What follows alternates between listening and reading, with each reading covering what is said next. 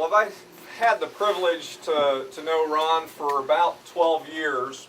If you'd have asked me back at that time, would I be the county chairman, I probably would have laughed at you. I had no interest in politics and had no desire to be in this position, especially in that amount of time. I think there's kind of a common denominator there when Congressman Pence decided to run. My wife and I were some of the very first volunteers that got involved, and that's how we came to know Ron and his family, and just they are true friends of ours, and we are very pleased. I am honored to be able to introduce him today, and I think it's a good day for Elwood, but I think it will be a great day for Elwood when he is elected. It's one of those things, but he's not going to be able to do that alone. He's going to need all of your help, and then some. He's going to need some of you to step forward that can help in the campaign. He's going to need some of you to step forward to run yourselves. He needs a full slate of people that are willing to throw their hats in the ring as well. And so I trust that each of you will find those people, bring them in, and help in any way that you can. And so with nothing further, Ron, congratulations. Looking forward to hearing you. Thanks, Troy and Valerie, and for coming out. Thanks first to our host, Tim Roby, and his daughter, Allison, who filled in for Tim. He got ill earlier today, and she jumped in and made sure things were ready. So thank you, Allison and Tim, for your hospitality and letting us be here today. I just can't go into an event, especially a Republican event, and in Elwood, Indiana, without just telling you how much I miss H.R. Miller. He would be here today, and he would know every single one of you, and he would have some sage advice and a good joke and a big smile. And I know I share that with all of you that we miss him, but let's honor him today just by thinking of him and including him in our thoughts, and his daughter in our prayers today as we go. It's also the founder of the father of our party, Abraham Lincoln. It's his birthday today, so it's sort of apropos that we're standing here in Elwood, Indiana, celebrating our Republican event on Abraham Lincoln's birthday. Thank you to all of you for being here today on a Saturday afternoon, the first nice one in quite some time. I'm afraid I'm the reason we had the ice storm to begin with, because that was the day that I had scheduled with Tim to make this announcement. It was the day the ice came down. So I rethought my decision a little bit. Wanted to make sure it wasn't a sign from the good Lord that maybe I would do something else, but no, I don't believe that to be the case. Your attendance here today is extremely humbling to me. I'd like to thank a few key folks that have made this day possible, but please know I thank all of you. My high school classmate and friend, Eric Fettig, your commitment to Elwood and your desire for a vibrant community have been an inspiration for me and a motivation to step up and do my part. Thank you for your support and encouragement. I will never forget it, Eric. Thank you. Eric's here today in the back. My campaign chairman, Jim Wilson, I haven't seen his face yet, but I know he planned to be here. Your tireless service to our city and its residents serve us as an excellent example of servant leadership. I'm indebted to your willingness to endorse my candidacy with your good name. My campaign treasurer, Michelle Daniels, who is here. Michelle is right there. Your willingness to adopt Elwood as your city should serve as an example to all of Elwood's residents for what our community could be, should be, if we all did our part. Thank you for your friendship, your candor, and your wisdom. I'm better for knowing you, and I'm blessed to call you a friend. To two of my key campaign committee members who are here today, Kitty Kleinbub in the red sweater, and Tony Perkins. Tony is wearing the blue. Your Christ-life examples of faith in action convicts and challenges me to work towards a higher standard for me, my family, and my community. It is an honor and a privilege to have your support and your friendship. Thank you.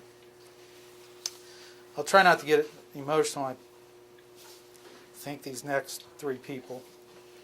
Thank you to my mom, Linda. My mom has loved me unconditionally and has always believed in me when I didn't deserve it. I hope to be half the man someday that you think I am today. You serve as an example of perseverance through adversity and grace under pressure. You taught me that if I could dream it, I could be it. And that we do not have to be victims, but must be conquerors of our circumstances. To my dad, Jim. The only regret I have about today is that he's not here to see it and share it with us. But I want to thank him for teaching me the value and dignity of working hard to provide for his family. Also, how you can impact every person's life you come into contact with if you only take the time to get to know them.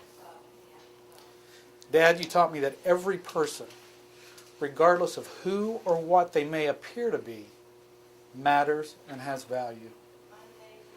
Your common sense wisdom is a rare commodity and sorely missed. To my wife, Jennifer, where's she hiding? In the back, holding a child. Thank you for always being willing to stand by my side even when you could not understand why or where we were going. For being willing to do the hard and thankless work of raising 7 children, managing our home, and loving a man that more times than I like to admit publicly was unlovable. For your continual forgiveness, unending grace, and sweet mercy, I will forever be indebted, thankful, and undeserving. The real reason we are here today is to answer one question, and that is, why am I running for the office of Mayor of Elwood? My answer is because it's about a legacy. A legacy for my 7 children, Zachary, Tyler, Noah, Elijah, Olivia, Isaiah, and Savannah Arnold. What community will our children and grandchildren inherit from us? When I think about what Elwood is going through today, I am reminded of the holy city of Jerusalem in Nehemiah's time. It is recorded that when Nehemiah entered the city of Jerusalem and saw its distress and how the walls and gates were broken down, he said, "Come and let us build up the walls of Jerusalem." And then I told them of the hand of my God which was good upon me. And they said, "Let us rise up and build." So they strengthened their hands for this good work. I was born in 1964 at Mercy Hospital. I'm a 6th generation Elwoodian. I'm a descendant of the Smith and Bright families who fought in the Civil War and who were some of the first families to purchase land in Elwood from the U.S. government under the direction of then President Andrew Jackson. I graduated from Elwood Community High School as part of the class of 1982.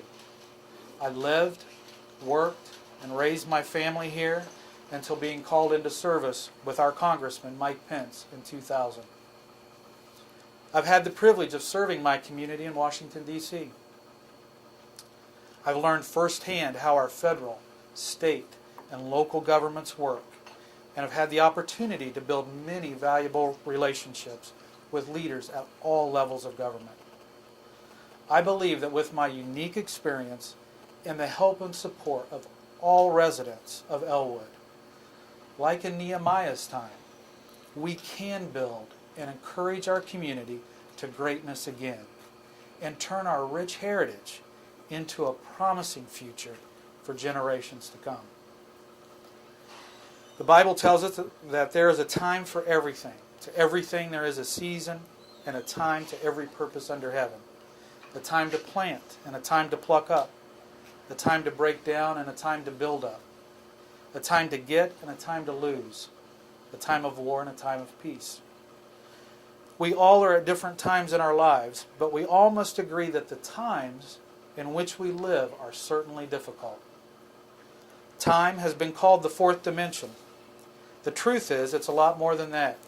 It is the scale by which all progress is measured, good and bad. Time is the essential ingredient to physical and moral maturity.